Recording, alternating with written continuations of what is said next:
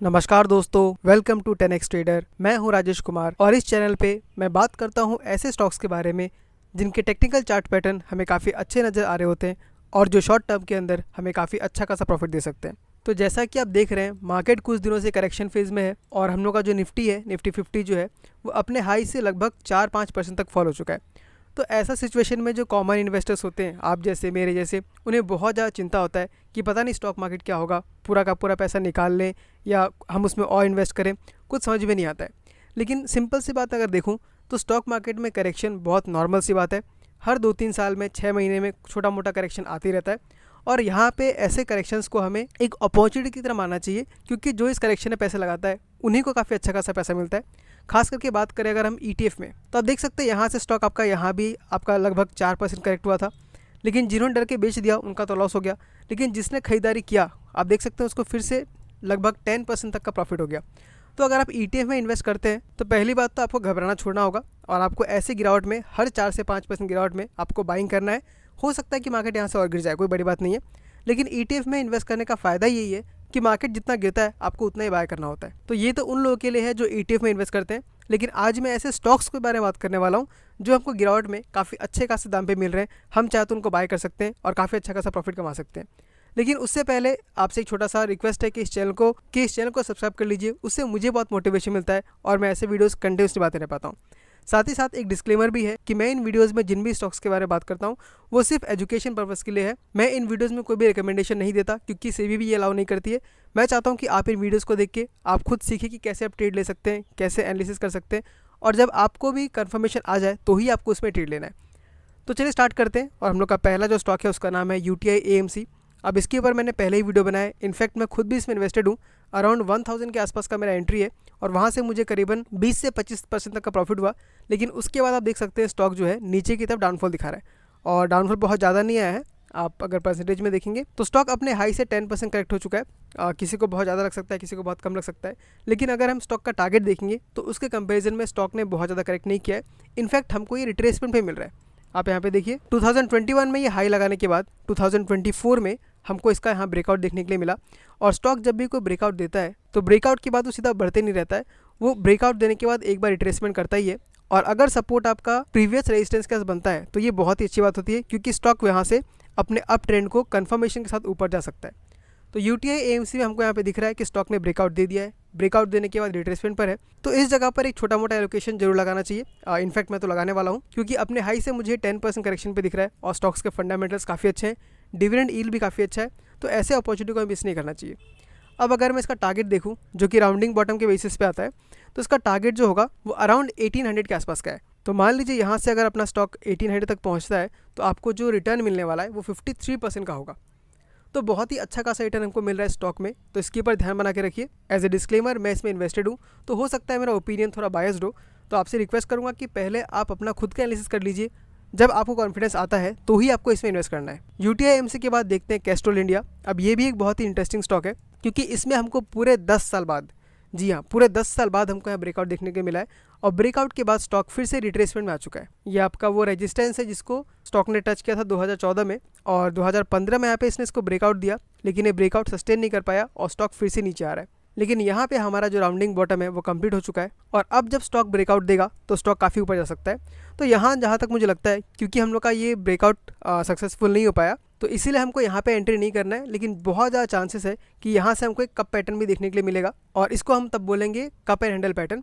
तो जब ऐसा पैटर्न बनता है तो फिर से हम लोग का टारगेट बहुत ऊपर तक का हो सकता है। और कैस्ट्रॉल इंडिया का अगर मैं टारगेट निकालूँ तो टारगेट हमारा निकल के आता है 457 का, और करंट प्राइस से अगर 457 को टच कर लेता है तो आपका पैसा डबल हो सकता है, 103% तक का प्रॉफिट मिल सकता है। तो अगर आप थोड़ा रिस्की इन्वेस्टर है, आप अगर थोड़ा रिस्क ले सकते हैं, तो इस पॉइंट पे आप बाइंग स्टार्ट कर सकते हैं। लेकिन अगर आपको वेट करना है, आपको कंफर्मेशन पे ही लेना है, तो आपको वेट करना है इस 265 के लेवल को ब्रेकआउट देने के लिए। जब आपको ब्रेकआउट मिलेगा तभी आप यहाँ पे ले सकते हैं। अब मैं आपके साथ शेयर करता हूँ कि क्यों मुझे लगता है कि यहाँ पे ब्रेकआउट होगा, क्योंकि आप देख सकते हैं इस जगह पे वॉल्यूम बहुत ज़्यादा हाई आया है। पिछले 9 सालों में वॉल्यूम बहुत ही कम था, आप देखिए यहाँ पे कोई इंटरेस्ट नहीं था, लेकिन अब मार्केट बढ़ने का स्टार्ट किया है तो यहाँ पे वॉल्यूम भी बहुत हाई है। तो ये हाई आने के बाद स्टॉक नीचे क्यों आ रहा है? देखिए नॉर्मली क्या होता है, जो 10 साल से फंसे हुए, मान लीजिए किसी ने स्टॉक को नहीं बेचा, तो उसको अगर यहाँ मौका मिल रहा है तो वो सोचता है, उसका मन में ये आता है कि इतने साल से फंसा हुआ, आज मेरा प्राइस आया है, मैं बेच के निकल जाता हूँ। तो इसकी वजह से क्या होता है, स्टॉक फिर से नीचे आता है। लेकिन जो नीचे आता है तो उस टाइम पे बहुत ज़्यादा नीचे नहीं आएगा, मान लीजिए 10 से 15% करेक्ट होगा, फिर स्टॉक ऐसा एक बॉटम बनाएगा, राउंडिंग बॉटम, उसके बाद स्टॉक अपना अप स्टार्ट करेगा।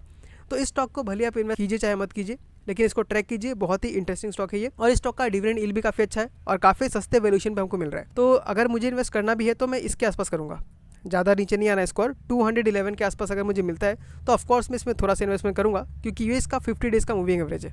तो कैस्ट्रॉल इंडिया की बात बढ़ते हैं अपने अगले स्टॉक की तरफ, जिसका नाम है एस चांद।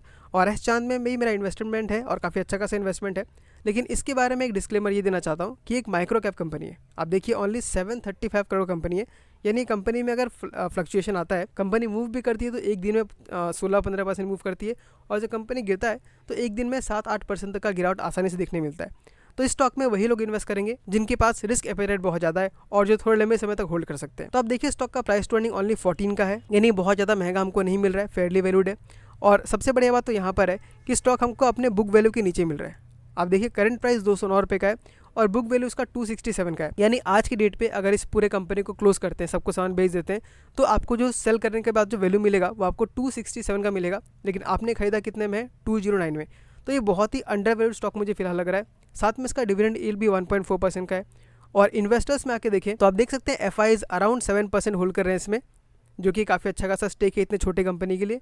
DIS का देखें तो DIS भी 3% होल्ड कर रहे हैं, और वहीं पे पब्लिक जो है वो 41% होल्ड कर रही है, और प्रमोटर्स के पास 47% का स्टेक है।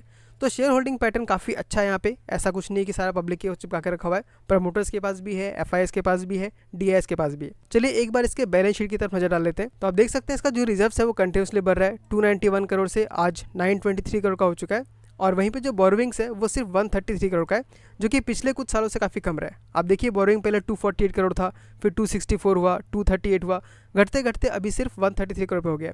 तो ये कंपनी एक टर्न अराउंड कंपनी बन सकती है, इसके ऊपर हमें अच्छे से नजर बना के रखना चाहिए। और चार्ट में अगर हमें आके देखूँ टेक्निकल समय क्या दिखा रहा है, तो इस कंपनी ने भी एक राउंडिंग बॉटम का फॉर्मेशन किया था, लेकिन वो उसका ब्रेकआउट सक्सेसफुल नहीं हो पाया। ये आपका राउंडिंग बॉटम है, यहाँ से कंपनी ने हमको ब्रेकआउट देके अच्छा खासा रिटर्न दिया, लगभग 40% का दिया 140 डेज के अंदर, लेकिन उसके बाद स्टॉक फिर से नीचे आ गया है। तो जहाँ तक मुझे लगता है स्टॉक फिर से एक राउंडिंग बॉटम जैसे ही बनाएगा, आपका जो हम कप एंड हैंडल पैटर्न कहते हैं, तो यहाँ पे आपका एक बन गया कप और दूसरा कप आपका ऐसा कुछ बनना चाहिए। उसके बाद जब हमको ब्रेकआउट मिलेगा तो स्टॉक काफ़ी अच्छा खासा मूव कर सकता है, क्योंकि ऐसे छोटे स्मॉल कैप के जो कंपनीज़ है वो एक बार में बहुत ज़्यादा मूव नहीं करते, कुछ समय तक वो फ्लक्चुएट करेंगे एक जगह पे, फिर एक बार में बहुत अच्छा खासा मूव आता है। तो इसका टारगेट अगर मैं देखूँ टेक्निकली, पहला टारगेट जो निकल के आता है वो निकल के आता है 453 का। तो यहाँ से अगर स्टॉक 453 को टच करता है तो आपका जो रिटर्न है वो अराउंड 119% का होगा, यानी डबल से भी ज़्यादा का प्रॉफिट आपको हो सकता है। तो इसके ऊपर भी नज़र बना के रखिए। एज ए डिस्क्लेमर, मैं इसमें इन्वेस्टेड हूँ और ये एक माइक्रो कैप कंपनी है, तो इसमें इन्वेस्ट करने के पहले अपना रिस्क एपेटाइट अपना एनालिसिस अच्छे से कर लीजिएगा, उसके बाद ही आपको इसमें इन्वेस्ट करना है। तो चलिए एस चांद के बाद बढ़ते हैं हम दीपक नाइट्राइट की तरफ। और यहाँ पे मैंने मंथली चार्ट खुल के रखा हुआ है, लेकिन मैं यहाँ पे वीकली चार्ट में इसको कन्वर्ट करता हूँ। आप देखिए यहाँ पे आपको क्लियरली दिख रहा होगा कि यहाँ पे हमको एक राउंडिंग बॉटम बनता हुआ नजर आ रहा है, और इस राउंडिंग बॉटम को बनने में लगभग 3 साल लग गए। 2021 में इसने 2900 का हाई लगाया था, उसके बाद स्टॉक काफ़ी नीचे आ गया और आज स्टॉक ने हमको ब्रेकआउट दिया है, और ब्रेकआउट देने के बाद स्टॉक रिट्रेसमेंट पे हमको मिल रहा है। आप यहाँ पे देख सकते हैं क्लियरली, ये इसका दूसरा रेजिस्टेंस था। तो स्टॉक हमको ब्रेकआउट देने के बाद इस जगह पे हमको ब्रेकआउट देखने के लिए मिला है, और ब्रेकआउट का स्टॉक जब नीचे आ रहा है तो इधर ही कहीं ना कहीं सपोर्ट लेने का ट्राई कर रहा है। अगर यहाँ सपोर्ट लेने का स्टॉक ऊपर जाता है तो काफ़ी स्टॉक हमको अपमूव दिखा सकता है। और टारगेट की बात करूँ तो टारगेट हमारा होगा 4236 का, यानी कि यहाँ भी हमको काफ़ी अच्छा खासा रिटर्न मिल सकता है। यहाँ पे अगर मैं परसेंटेज में देखूँ तो हमें 51% तक का रिटर्न मिल सकता है, जो कि काफ़ी अच्छा खासा रिटर्न होगा। अब मान लीजिए 51% आने में आपको 1 साल भी लग गया, तो मैं कहता हूँ कि बहुत बेटर रिटर्न है ये, क्योंकि बैंक्स में हमें सिर्फ 7 to 8% तक का रिटर्न मिलता है, वो भी आपके पैसे को लॉक इन करके रखना पड़ता है। तो टेक्निकल चार्ट के साथ एक बार इस कंपनी का फंडामेंटल्स भी देख लेते हैं। आप देख सकते हैं मार्केट कैप अराउंड 40,000 करोड़ का है, 38,000 करोड़। स्टॉक का जो प्राइस टू अर्निंग है 48 है, थोड़ा महंगा जरूर है, लेकिन केमिकल कंपनीज आप जो भी देखेंगे तो सारे के सारे का वैल्यूएशंस थोड़ा महंगी की तरफ ही चल रहा है। तो ऐसा नहीं कि सिर्फ इसी कंपनी का वैल्यूएशन महंगा है, लगभग हर कंपनी का वैल्यूएशन महंगा ही चल रहा है। अगर ROE ROC देखें तो बहुत ही बढ़िया नंबर है, 21% है और 16% है। डिविडेंड देखें तो बहुत हल्का सा कंपनी देती है। और बैलेंस शीट में अगर आके देखें तो आप देख सकते हैं रिजर्व 4700 करोड़ का है, वहीं पे डेट ओनली 286 करोड़ का है, और कंपनी एक्सपेंशन भी कर रही है। तो एक बहुत अच्छा खासा अपॉर्चुनिटी हमें मिल रहा है इस कंपनी में फिलहाल इन्वेस्ट करने का, क्योंकि जिस तरीके से कंपनी ग्रो करेगी उस तरीके से इसका स्टॉक प्राइस भी मूव करेगा। शेयर होल्डिंग पैटर्न में आके देखें तो प्रमोटर्स ने अपने स्टेक को इंक्रीज किया है। आप देख सकते हैं 45% पहले हुआ करता था, फिर वो बढ़ के 49% पे आ चुका है। तो इस कंपनी में एक पॉजिटिव चीज़ हमें ये भी नजर आती है कि जो प्रमोटर्स है उनका खुद का भरोसा कंपनी में बढ़ रहा है। अगर हम FIs का देखें तो FIs अराउंड 6% होल्ड कर रहे हैं, जो कि पहले से थोड़ा कमा है, लेकिन 6% भी काफ़ी अच्छा खासा स्टेक है। DIs का देखें तो DIs के पास 21% का स्टेक है, जो कि पहले सिर्फ 10% हुआ करता था। और पब्लिक का देखें तो पब्लिक के पास जो पहले 32% था, अब वो घट के 22% पे हो चुका है। यानी इस स्टॉक में हमको एक बहुत ही अच्छा पैटर्न नज़र आ रहा है, जहाँ पर प्रमोटर्स FIs DIs स्टेक को खरीद रहे हैं और पब्लिक बेस को बेच रही है। तो जब भी आपको ऐसा कुछ होते हुए नजर आए जहाँ पे स्टॉक्स पब्लिक से खरीद के स्मार्ट मनी खरीद रही है, यानी प्रमोटर्स FIs DIs, तो वहाँ पे हमको बहुत ही अच्छा खासा मूवमेंट देखने को मिल सकता है। तो दीपक नाइट्राइट के ऊपर भी नज़र बना के रखिए। यहाँ पे हम बाइंग कर सकते हैं आराम से 2800 के आसपास। अगर नीचे आता भी है तो मुझे लगता है 2657 तक आ सकता है। और परसेंटेज में अगर देखें तो ये अराउंड 4-5% तक का आपको और डाउनफॉल देखने को मिल सकता है। लेकिन ऑफकोर्स ये कोई रिकमेंडेशन नहीं है, आपको अपना एनालिसिस करने के बाद ही ट्रेड लेना है। मैं ये वीडियो सिर्फ एजुकेशन पर्पस के लिए ही बनाता हूँ। तो आज की वीडियो में बस इतना स्टॉक के ऊपर डिस्कस किया हमने। आई होप आपको वीडियो अच्छा लगा होगा, इन्फॉर्मेटिव लगा होगा। अगर आपको ये वीडियो अच्छा लगा तो इसको लाइक कर दीजिए, कमेंट करके बताइए, और हो सके तो चैनल को सब्सक्राइब भी कर दीजिए, क्योंकि उससे मुझे बहुत मोटिवेशन मिलता है और मैं ऐसे वीडियोस को कंटिन्यूसली बनाते रह पाता हूँ। ठीक है दोस्तों, आज के वीडियो में इतना ही। मिलता हूँ आपसे अगले वीडियो में किसी अगले स्टॉक के साथ। तब तक के लिए tata, bye bye, take care.